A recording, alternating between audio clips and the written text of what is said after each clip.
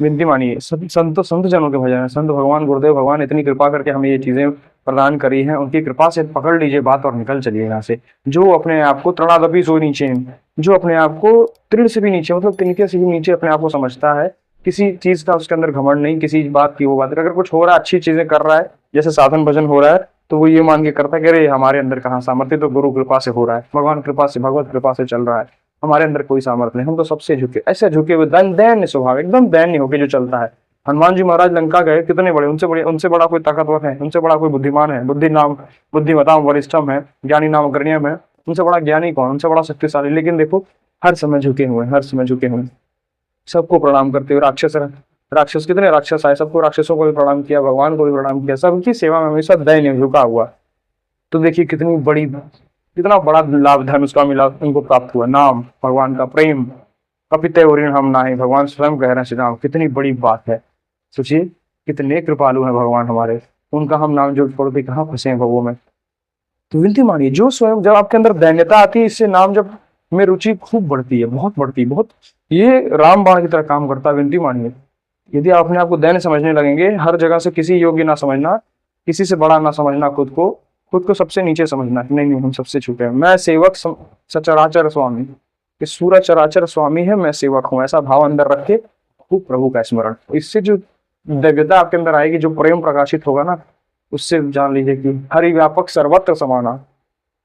भगवान कह रहे हैं सर्वत्र समाना, हर जगह है, प्रेम से प्रकट हो ही मैं जाना, बिना प्रेम के प्रकट नहीं होगा। प्रेम कैसे आएगा, दैन्यता से आएगा, जरा भी अहम रहेगा, इस शरीर का भरोसा रहेगा, चाहे किसी, मान लीजिए शरीर का भरोसा, अभी कोई ऐसा रोग आ जाए, फिर आपकी हालत कहाँ होगी, फिर कैसा भरोसा रहा इस शरीर का, अभी कोई बड़ा रोग पता चल जाएगा, अरे अमुक टेस्ट हो जाएगी, अमुक आपको तो ये बीमारी है, अब गया शरीर का आश्रय, अब कौन बचा आपके पास, अब कैसे निकलोगे, अब तो शरीर का आश्रय भी गया, अब कैसा साधन करोगे, कैसे भजन करोगे, क्या करोगे। तो फिर आपको समझ में आएगा कि कृपा ही केवलम, गुरु कृपा ही केवलम, बड़ी कृपा है, बिना भगवान कृपा के, बिना कृपा से विनती मानिए नहीं होगा, आचरण छोड़ने पड़ेंगे आपको, बलात् गंदे आचरण छोड़ने पड़ेंगे, मन करेगा, मन परेशान करेगा, क्योंकि अभ्यास रहा है, पूर्वाभ्यास के कारण हमें बहुत परेशान कर सकता है ये, परंतु हमें छोड़ना चाहिए, हमें विवेकवान होना है, भगवान की कृपा से हमें मिली है कि हम नाम जप कर पा रहे हैं। बाकी अन्य जीवों से जो देखो ना, कितने गंदे गंदे आचरण, कितने पापाचरण में उतर जाते हैं, जरा से चीज के लिए दूसरे को छल देना, 2 रुपया के लिए दूसरे को धोखे में डाल देना, उनकी बुद्धि नहीं चाहिए, उनकी बुद्धि विवेक कभी जागृत नहीं हो पाएगी इस तरफ के भोजन करके निकल सके यहाँ से। यदि आपके ऊपर कृपा होगी थोड़ी बहुत, थोड़ी, तो उसको बलात् उसमें मत लगाइए, भोगों में निकलिए, अपने आप को सबसे नीचे समझ के सबको प्रणाम, मन से अंदर से प्रणाम करते हुए,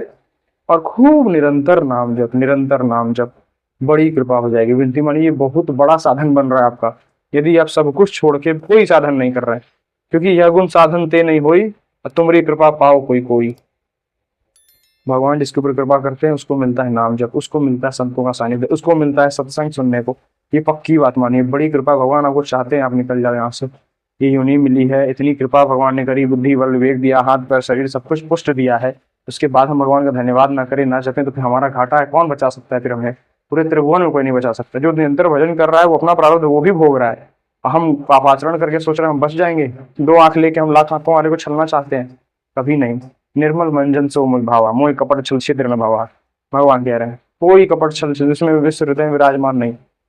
भगवान उसी हृदय में रहते हैं जो निर्मल हो जाता है। धीरे धीरे निर्मल कौन होगा, निर्मल वही होगा जिसके अंदर दैन्यता आ जाएगी,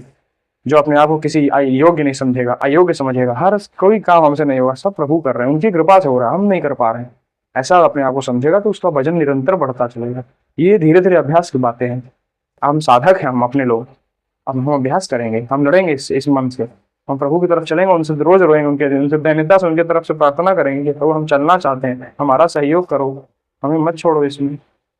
ऐसा भाव बना के चलते हैं हम। चलिए विनती मानिए, विनती मानिए, बहुत मन आसान है, अनुभव से बता रहे हैं आपको कि जरा से इसको छोड़ देंगे, ऐसे से आचरण करवा देगा, फिर आपको जलाएगा कि आप क्यों ऐसा कर रहे हो, आपको सब कुछ पता रहेगा पर कुछ कर नहीं पाओगे, क्योंकि भजन बन नहीं है। भजन जबरन करिए, मन से जिभ्या से, जैसे होता है वैसे होता बने कहीं करिए।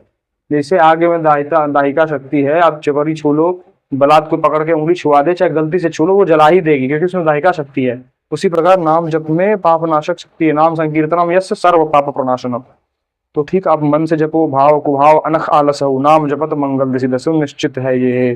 मंगल ही मंगल है नाम जप से। तो निरंतर नाम जप कीजिए, और नाम जप में रुचि बढ़ाने के लिए, और अपने आप को सबसे नीचे समझना, दैन्य समझना, किसी से अपने आप को बड़ा ना समझना, ताकि घमंड आएगा तो मन निर्मल नहीं होगा। फिर पापाचरण नष्ट नहीं होगा, फिर प्रेम प्रकाशित नहीं होगा, नहीं होगा, नहीं होगा, बड़ा लंबा समय लग जाएगा।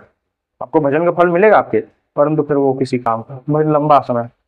हमें निकलना है यहाँ से। विनती मानिए, एकदम त्रिनादपि से जो नीचे हैं, अपने आप को समझिए, सबसे नीचे समझिए और खूब भजन करिए। निरंतर नाम जब पकड़ ली, बात सार पकड़ लो, नाम जब ना छूटे, किसी भी हालत में ना छूटे, ऐसा मान लो। जिसने निश्चय कर लिया कि मुझे नाम जब नहीं छोड़ना है किसी भी हालत, किसी भी परिस्थिति में, उसका उद्धार निश्चित है, निश्चित उसका कल्याण हो जाएगा इस जन्म में। हरे